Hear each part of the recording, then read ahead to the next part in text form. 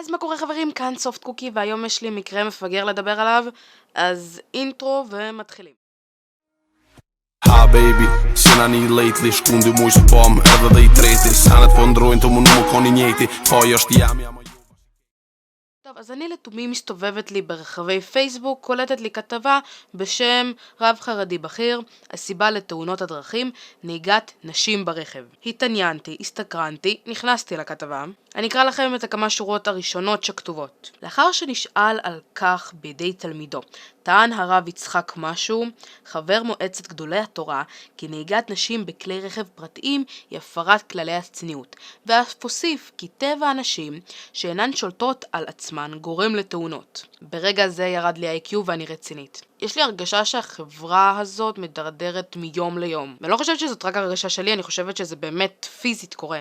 אני פחות אדבר על החברה, אני אדבר יותר על החברה של החרדים ושל כל הדתיים, יותר על החרדים כי זה יותר מתקשר אליהם. מה שמצחיק שהם אומרים כזה, אלוהים בחר בנו, אנחנו העם הנבחר והכל, אבל הם מדרדרים לרמה של המוסלמים, או הערבים, אני לא בטוחה איך לכנות את הכלל הזה. אני לא אומרת שכל החרדים ככה, אני לא אומרת שכל המוסלמים או הערבים קשורים לזה, אני די בטוחה שאתם מבינים על מה אני מדברת ועל איזו קבוצה מסוימת אני מדברת. זה מצחיק לשמוע שמספר תנ"ך אחד פירשו כל כך הרבה דברים מפגרים. יש דברים שכנראה הם באמת נכונים באיזושהי צורה ובאמת שאני מסכימה איתם עד הסוף, אבל יש דברים שהם פשוט מוסיפים וזה יוצא מפגר לדעתי. כי לפי מה שאני חושבת, הרב הזה לא סתם יקבע משום מקום, אז כנראה זה באיזושהי צורה מתקשר לתנ"ך. נהיגת נשים בכלי רכב פרטיים היא הפרת כללי הצניעות. אוי לא, אשתי נהגה ברכב, זה אומר שהיא הפרה את כללי הצניעות שלה. מה היא כבר עשתה? חשפה את האצבעות שלה?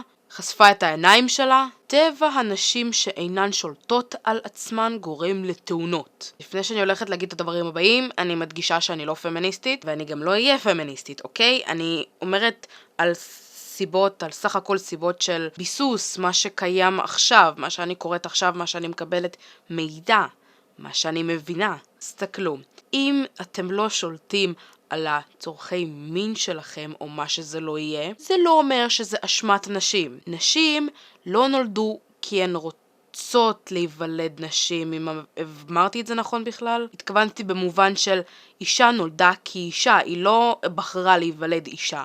אז מה אתם מוציאים אותן מהחברה לעזאזל? כאילו הן יוצא מן הכלל. זה שאתם לא יכולים לשלוט בצרכים המיניים שלכם, זה לא אומר שזה אשמת הנשים. סליחה על המילים הבאות, תלמדו לשמור על הזין שלכם למטה, ולא להאשים את הנשים בכך. אצטט עוד כמה משפטים. דובר בניגוד גמור לכללי הצניעות, שכן האישה צריכה להתעסק עם גברים ומכשולים נוספים. אם תפריעו לאישה, אז בטח שתצטרך להתעסק איתכם. אם היא נוהגת, תנו לה לנהוג. חשובה מאוד. אשת חסד דגול שנסעה ברכבה, נתקעה בעץ ונעשתה בעלת מום לכל ימי חייה. זה קרה לה בגלל שאין ראוי לאישה לנהוג ברכב. mind blowing. חמוד, תקשיב, אסביר לך את זה ככה. אם מישהי עשתה תאונה, היא עשתה תאונה. זה לא בגלל שזה קשור לצניעות. פתאום היא ראתה את הציצי של עצמה, סליחה על המילים, חזה? אוי, זה חשוף מדי. בום, סטתה לכיוון העץ ונתקעה. זה מפגר, באמת שזה מפגר. או שאיזשהו גבר ברחוב והעיר לה, רואים לך את המרפק או משהו בסגנון, והיא לא הבינה כזה מה קורה לשנייה ואז נתקעה בעץ. מדובר במכשול רוחני לנשים ולכן אסור לעודד אישה לנהוג. שוב, לוקחים את הנשים ופשוט לוקחים ומוציאים אותם מהחברה, סוג של יוצאי דופן. אישה שווה בדיוק כמו הגבר, הגבר שווה בדיוק כמו אישה. זה שיש נשים ולגברים איברי מין שונים ואולי כמה דברים שבאמת לא דומים, כמו וסת וכל מיני דברים כאלה וכמו לידה והכל. כן, זה דברים שלא דומים, אבל זה לא אומר שצריך להיות שוני בין שניהם. להסתמך על דברים קדומים, אני לא חושבת שזה כל כך נכון. כאילו מהצד שלי אני אתאיסטית, אני לא מאמינה בתנ"ך, אבל אם כן וזה נכון, אפשר לראות שהחברה שלנו שונה, היא לא כמו שהיא הייתה פעם, אז למה לקחת דברים קדומים ולשחזר אותם פעם נוספת למען החברה? אישה היא שווה בדיוק כמו הגבר, תעזבו אותה בשקט ותנו לה לחיות כמו שהיא רוצה לחיות.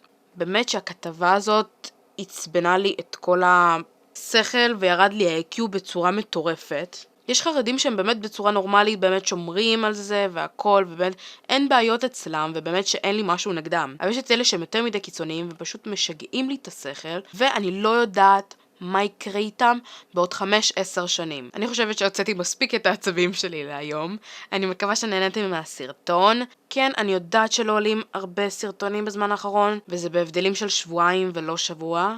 אני מצטערת על כך, אני אנסה לסדר את זה. פשוט אני נתקלת בהרבה קשיים כרגע, אז אני לא מספיקה לצלם הרבה. וגם אנחנו קרובים ללף סאבים, שזה אדיר ממש. ואני אוהבת כל אחד ואחד מכם, ובאמת תודה שאתם עוזרים לי להגיע לכמות כזאת. זהו, אני מקווה שנהנתם מהסרטון, ועד הפעם הבאה, יאללה ביי.